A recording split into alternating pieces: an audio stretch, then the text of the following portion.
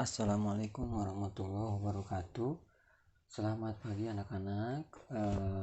Pada pertemuan kali ini kita akan membahas atau melanjutkan materi tentang perjuangan dalam menghadapi ancaman disintegrasi bangsa. Dalam pertemuan minggu pertama kalian mungkin sudah mendapat penjelasan ya tentang pemberontakan PKI Madiun. Nah, pada pertemuan kali ini kita akan membahas tentang DITII ya. Jadi bermula dari perjanjian Renville ya, ini juga menimbulkan gejolak atau pemberontakan di Jawa Barat ya ketika itu khususnya. Jadi dari perjanjian Renville ini ya, dampaknya pasukan TNI khususnya itu divisi Siliwangi itu hijrah ke wilayah Yogyakarta, yang mana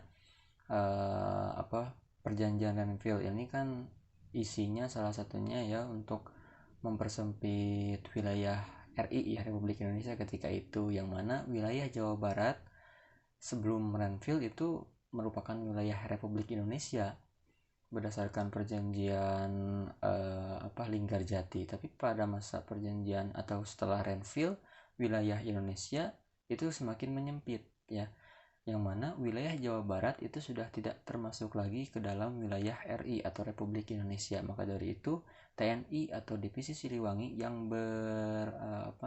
yang bertugas di Jawa Barat itu harus hijrah ke wilayah RI ya, yang mana ketika itu dipusatkan di wilayah Yogyakarta, sehingga terjadilah kekosongan kekuasaan di Jawa Barat. Meskipun oleh Belanda ya, Jawa Barat itu sendiri dibentuk negara Pasundan.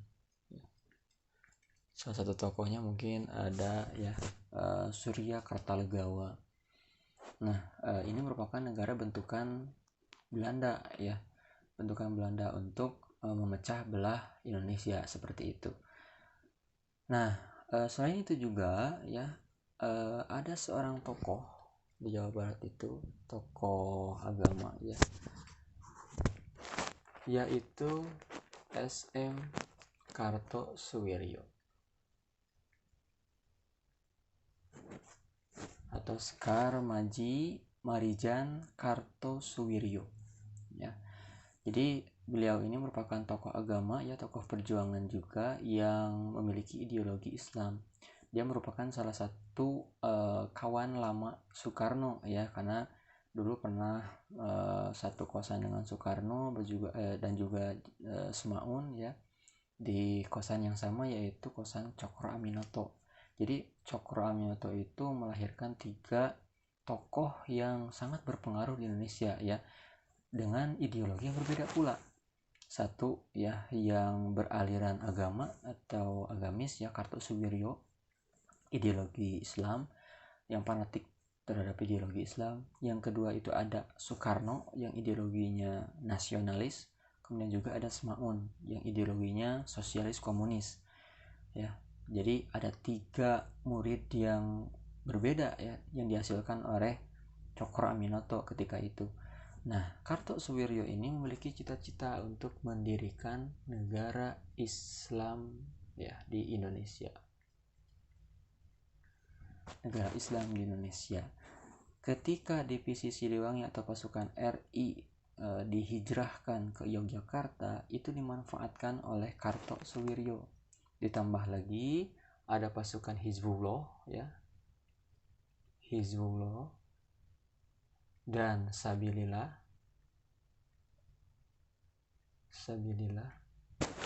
yang tidak mau ikut hijrah ya bersama TNI ketika itu. Jadi mereka lebih memilih untuk mempertahankan wilayah Jawa Barat dari serangan-serangan Belanda ketika itu, Hizbullah ini.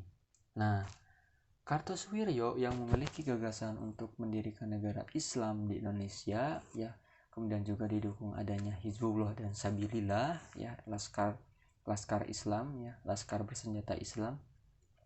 Kemudian pada akhirnya ya, yang pada awalnya Kartosuwiryo itu berjuang untuk melawan Belanda, ya, dia kemudian pada akhirnya memproklamasikan DITII atau Darul Islam, ya, Darul Islam, Tentara Islam Indonesia di Indonesia, ya, ketika itu yang merupakan negara Islam, ya, negara Islam di Indonesia. Jadi Kartosuwiryo itu melihat bahwa Indonesia, ya, terlalu tunduk terhadap Belanda, dan juga hukum-hukum yang digunakan, ya, itu hukum warisan Belanda, sehingga dia tidak setuju. Kemudian pada akhirnya mendirikan negara Islam, ya, atau ini NII, ya, NII, Negara Islam Indonesia, tahun 1948 Agustus, ya, 1948. Jika kalian kemarin menyimak, ya, penjelasan dari Bu Nining tentang pemberontakan PKI Madiun, itu kan meletus sekitar bulan September, ya, tahun 1948.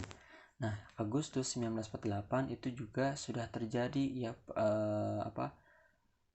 upaya memisahkan diri, ya, atau mengambil tindakan sendiri dari seorang Kartosuwiryo untuk mendirikan negara Islam di Jawa Barat. Nah, kemarin mungkin, ya, dalam minggu pertama dalam pemberontakan PKI Madiun, pasukan Siliwangi menjadi pasukan inti, ya, dalam penumpasan pemberontakan PKI di Madiun. Nah, ketika pemberontakan PKI Madiun sudah beres, ya, di Madiun, kemudian terjadi agresi militer Belanda yang kedua, dan pada akhirnya pasukan divisi Siliwangi diperintahkan untuk kembali ke wilayahnya, yaitu di Jawa Barat, sehingga mereka melakukan long march, ya, long march dari Yogyakarta ke Jawa Barat. Dan ketika sampai di Jawa Barat, itu kemudian mereka dihadapkan oleh DITII, ya, pemberontakan berikutnya yang mungkin dipimpin oleh Kartosuwiryo. Memang pada awalnya, ya, antara Hizbullah dan Sabirillah dan juga TNI itu berjuang bersama-sama untuk melawan Belanda, ya, mempertahankan kemerdekaan Indonesia ketika itu. Tapi adanya perbedaan pendapat di sini, ya, yang melihat bahwa harusnya pasukan TNI itu tetap berjuang di Jawa Barat, tapi pada akhirnya mereka pindah ke atau hijrah, ya, ke Yogyakarta, sehingga ketika mereka kembali oleh SM Kartosuwiryo itu tidak diakui. Jadi mereka tidak mau mengakui adanya TNI atau pasukan divisi Siliwangi di Jawa Barat, kecuali pasukan divisi Siliwangi itu masuk ke dalam anggota TII, Tentara Islam Indonesia. Dan ini, ya, sama saja SM Kartosuwiryo tidak mengakui negara Republik Indonesia, ya. Jadi terjadilah pemberontakan yang dilakukan oleh DITI. Banyak sekali meresahkan masyarakat, di mana dalam mendapatkan suplai makanannya, Tentara Islam Indonesia ini seringkali merampas harta benda milik masyarakat, ya.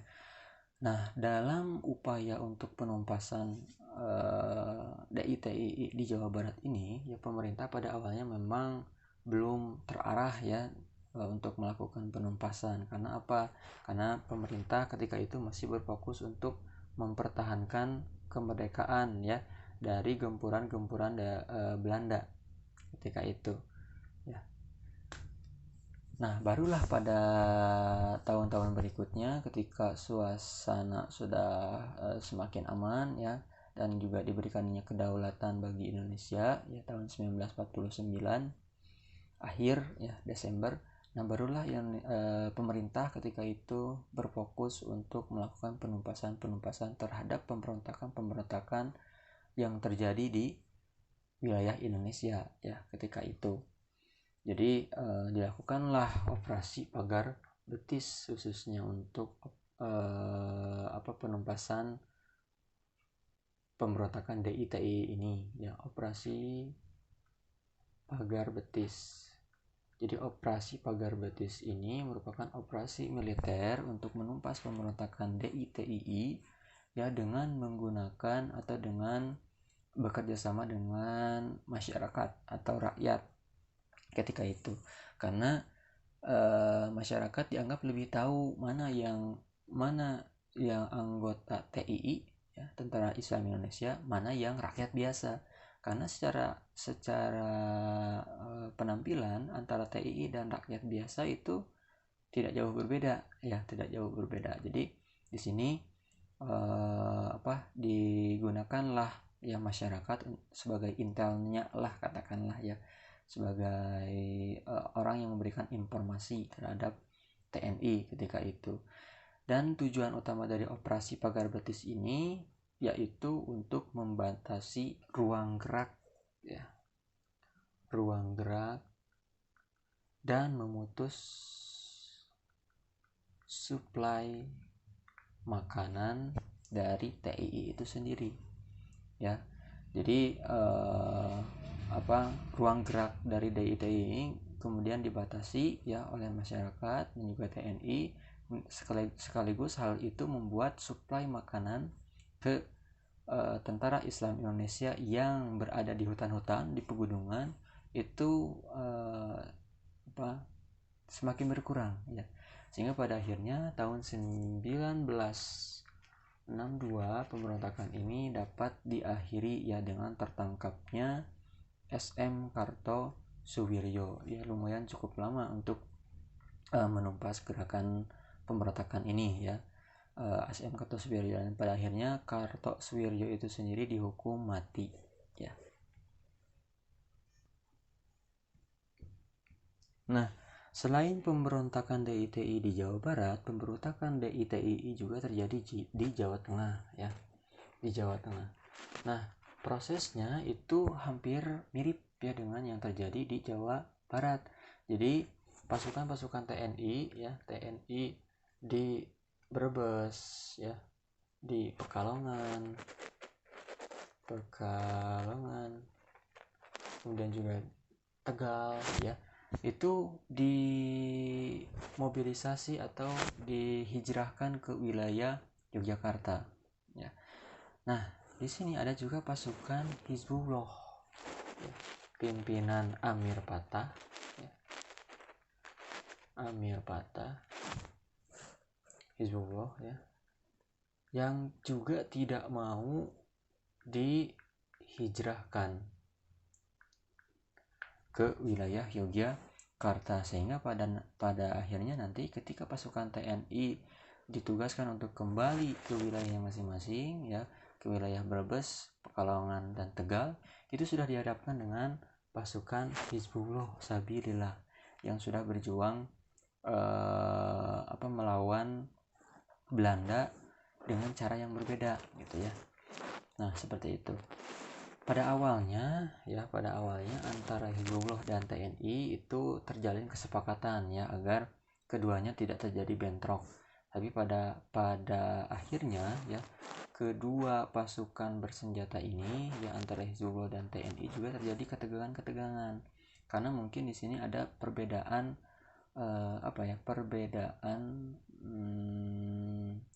taktik ya dalam perjuangan. Jadi kalau misalkan Hizbullah dan Sabilillah itu lebih tidak teratur ya dalam segi strategi ya dalam berperang dibandingkan dengan TNI. Jadi pada akhirnya antara kedua pasukan bersenjata ini terjadi ketegangan yang mana merujuk kepada sebuah konflik yang lebih besar. Ditambah lagi ya datang utusan dari Kartosuwiryo KS ya, atau bukan kepala sekolah, Kartosuwiryo ya, di sini kepada Amir Patah yang menawarkan menjadi panglima TII di Jawa Tengah. Jadi tawaran ini sangat menggiurkan bagi Amir Patah. Jadi karena jabatan yang lebih tinggi ya sebagai panglima TII di Jawa Tengah, ini membuat Amir Patah semakin meyakinkan diri ya untuk bergabung dengan DITII pimpinan Kartosuwiryo, sehingga dia menyatakan bergabung ya dengan DITII pimpinan Kartosuwiryo sekitar tahun 1950-an ya. Namun pemberontakan ini ternyata tidak berlangsung cukup lama ya, seperti yang terjadi di Jawa Barat itu tahun 1962 baru bisa diredam. Pemberontakan DITII di Jawa Tengah ini relatif lebih singkat ya, karena tahun 1951 itu sudah bisa dituntaskan ya, atau ditumpas.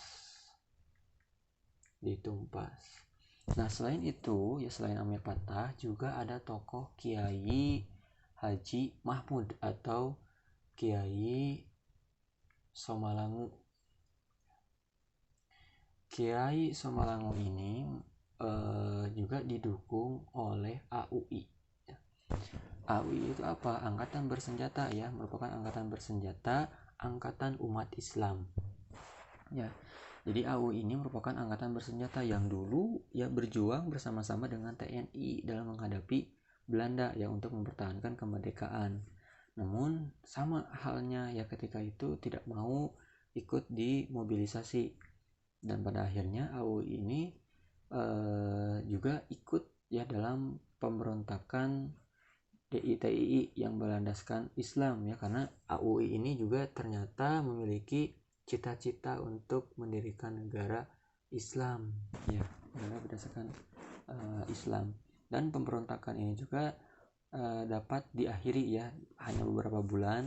Pada akhirnya Kiai Somalangu itu juga dapat ditangkap ya. Selain daripada itu juga di Jawa Tengah terjadi pemberontakan dari batalion 426 dari divisi Diponegoro. Jadi batalion ini ya kebanyakan itu diisi oleh pasukan-pasukan Hizbullah.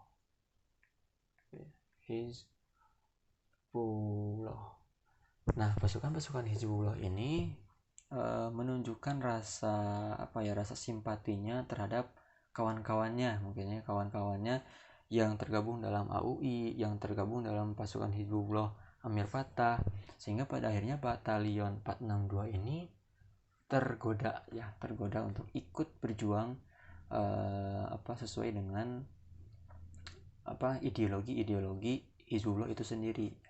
Namun pada akhirnya juga ini ya relatif sangat singkat, tahun 1951 itu juga dapat ditumpas. Jadi pemberontakan di Jawa Tengah ya, DITII di Jawa Tengah itu relatif lebih singkat dibandingkan dengan pemberontakan DITII di Jawa Barat.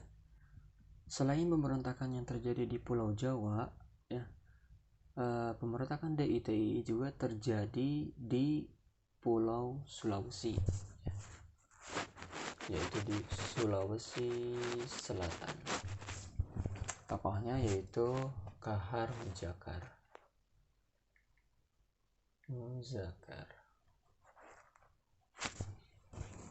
Kahar Muzakar.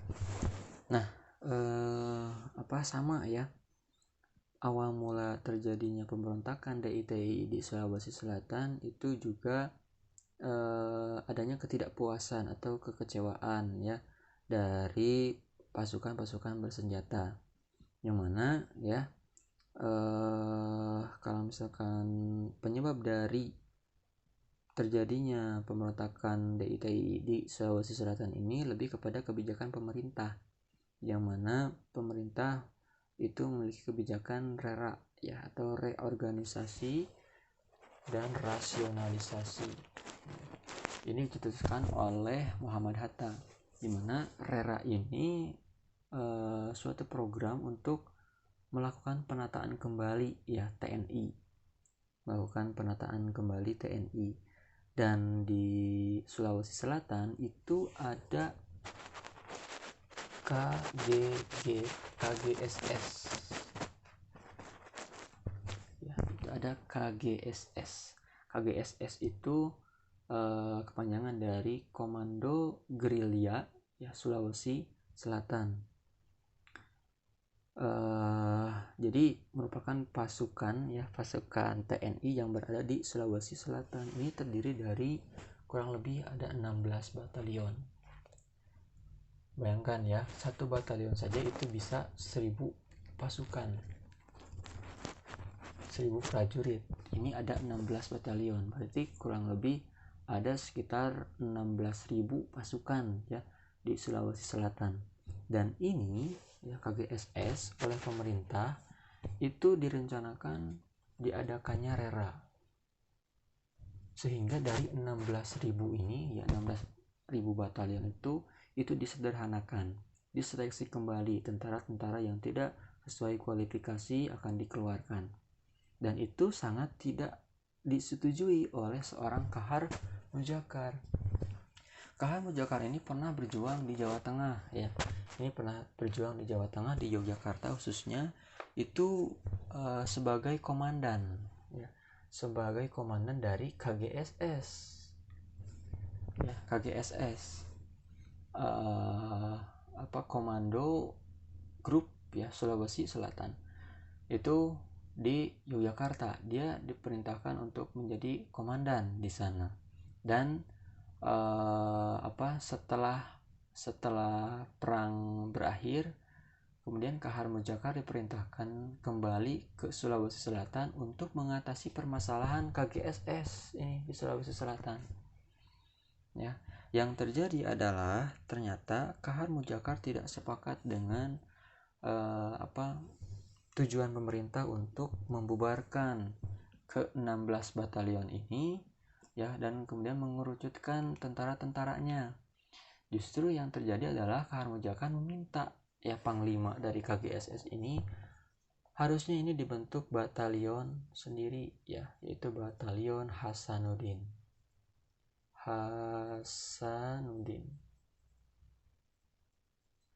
Kata Kahar Mujakar. Namun keinginannya ini ternyata ditolak oleh panglima KGSS itu sendiri, sehingga pada akhirnya Kahar Mujakar itu menghimpun pasukan-pasukan yang tidak termasuk ya dalam seleksi ya tentara RI ketika itu, dan kemudian pada akhirnya memberontak.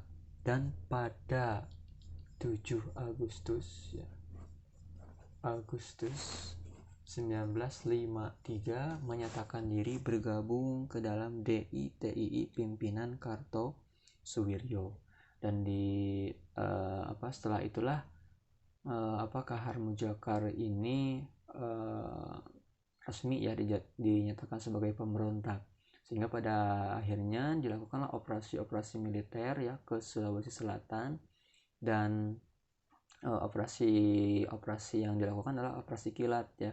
Jadi operasi secara cepat ya untuk menumpas pemberontakan DITII ini di Sulawesi Selatan. Dan karena medan di Sulawesi Selatan itu sangat lumayan sulit, pemberontakan ini juga lumayan cukup lama ya, baru bisa ditumpas pada tahun 1965 ya, ketika Kahar Mujakar itu tewas ya dalam medan pertempuran. Berakhirlah kemudian pemberontakan DITII di Sulawesi Selatan. Selanjutnya ya, pemberontakan DITII juga terjadi di wilayah Kalimantan Selatan.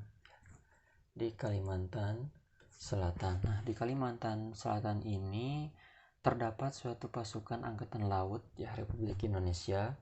Jadi ada ALRI ya di Kalimantan Selatan ini yang sangat kuat ya dan juga berpengaruh. Nah, ALRI di Kalimantan Selatan ini oleh pemerintah ya itu juga sama akan dilakukan kebijakan reorganisasi dan rasionalisasi. Dan ini membuat pasukan-pasukan yang tergabung dalam ALRI yaitu tidak sepakat dengan program yang dicanangkan oleh pemerintah itu sendiri, karena ini akan merugikan pasukan-pasukan yang sudah tergabung dalam ARLI itu sendiri. Karena perlu diketahui ya, kebijakan RERA ini terkadang juga ada prajurit yang tadinya itu sebagai sebagai komandan ataupun memiliki pangkat yang lebih tinggi, itu kemudian diturunkan pangkatnya. Masih mending diturunkan pangkatnya. Ada pula ya prajurit yang tidak sesuai kualifikasi, sehingga pada akhirnya dia dipurnakan atau dipensiunkan lah, katakanlah pensiun dini, karena tidak sesuai dengan kualifikasi, sehingga pada akhirnya banyak sekali pasukan-pasukan yang merasa sakit hati ya dengan adanya kebijakan RERA ini. Salah satunya tokoh yang menjadi aktor di balik pemberontakan DITI di Kalimantan Selatan itu adalah seorang Letnan II ya, Letnan II Ibnu Hajar. Jadi dia itu kemudian menghasut anggota-anggota ALRI ya, ini menghasut anggota ALRI yang terseleksi oleh RERA ini, kemudian untuk melakukan pemberontakan. Jadi sebelumnya memang sudah terjadi penangkapan terhadap anggota-anggota mantan ALRI ini ya, karena banyak sekali yang menghasut untuk melakukan pemberontakan, dan mungkin salah satunya itu adalah Letnan II ya, Ibnu Hajar II ya. Dan pada akhirnya terjadilah atau meletuslah pemberontakan DITII di Kalimantan Selatan.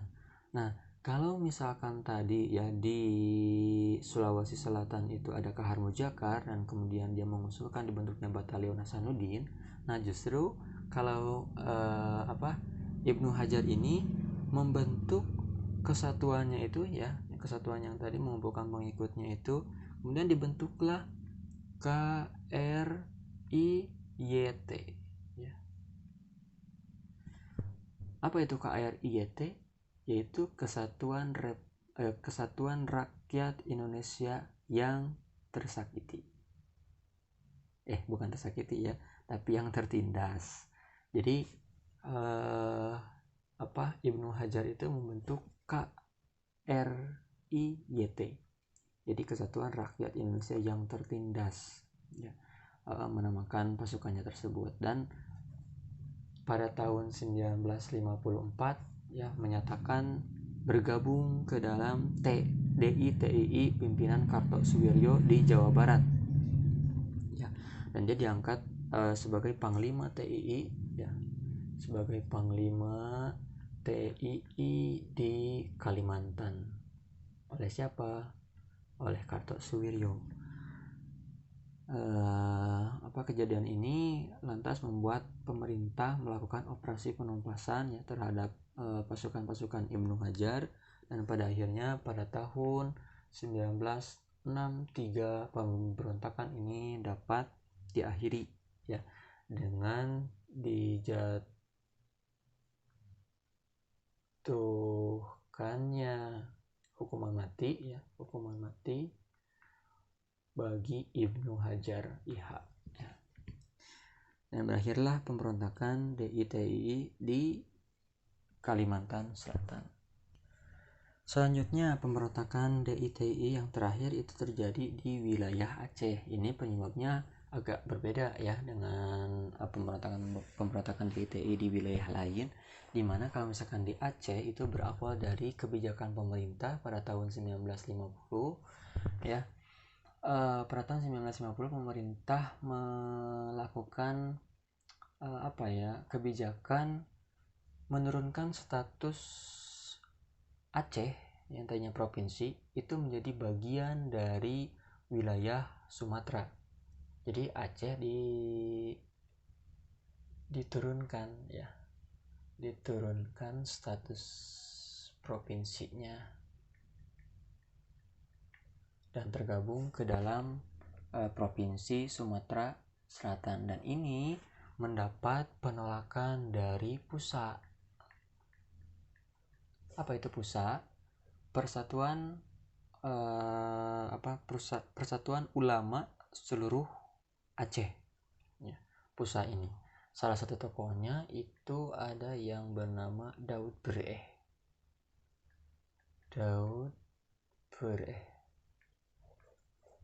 Ya, jadi menurut Daud Bereh ini, kebijakan pemerintah menurunkan status Aceh yang tadinya provinsi kemudian menjadi bagian dari Provinsi Sumatera, ya, itu sangat mengabaikan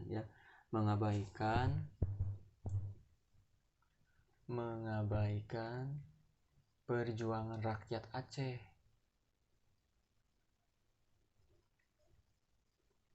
saat melakukan berjuang mempertahankan kemerdekaan. Ini dianggap mengabaikan perjuangan rakyat Aceh dalam berjuang ya bersama-sama ketika itu untuk mempertahankan kemerdekaan.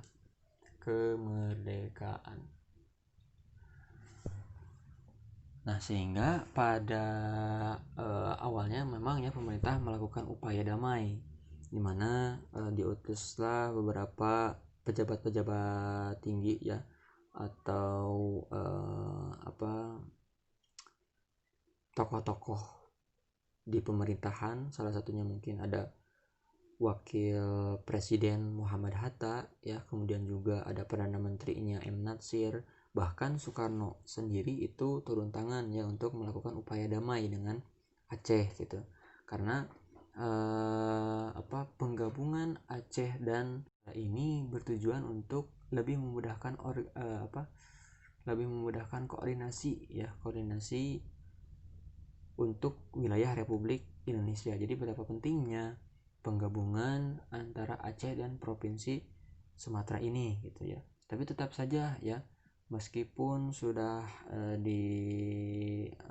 diberikan penjelasan ya oleh para tokoh-tokoh nasional ketika itu, tetap saja masyarakat Aceh menolak kebijakan dari pemerintah, sehingga pada akhirnya tahun 1953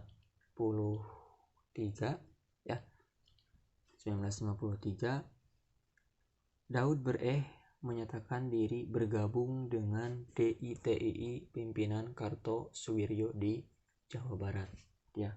Jadi ini merupakan salah satu bentuk sakit hatinya masyarakat Aceh ya terhadap pemerintah RI ketika itu ya. Sehingga pada akhirnya Daud Bereh memilih untuk bergabung dengan DITII pimpinan Kartosuwiryo.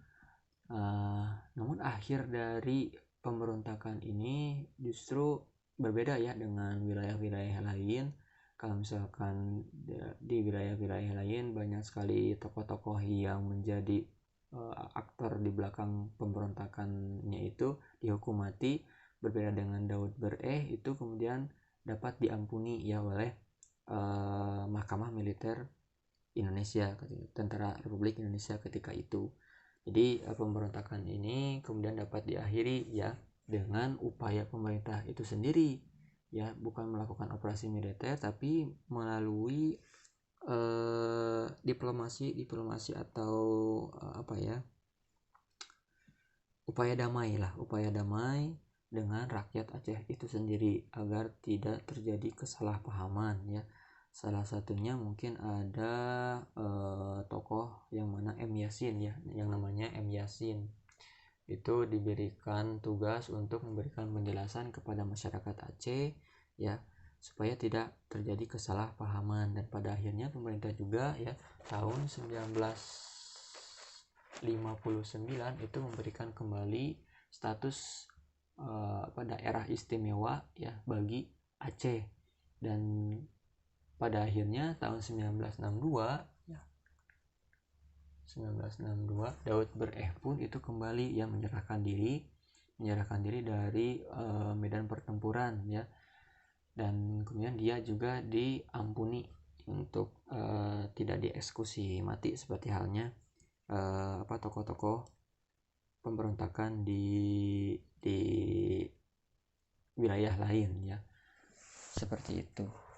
Jadi pemberontakan yang terjadi di Indonesia khususnya di TII terjadi mungkin ada 5 daerah. Tadi ada di Jawa Tengah ya, bermula di Jawa Barat, kemudian juga di Jawa Tengah, ada juga di Sulawesi Selatan, kemudian juga Kalimantan Selatan, dan juga di Aceh, yaitu berawal dari rasa kekecewaan ya.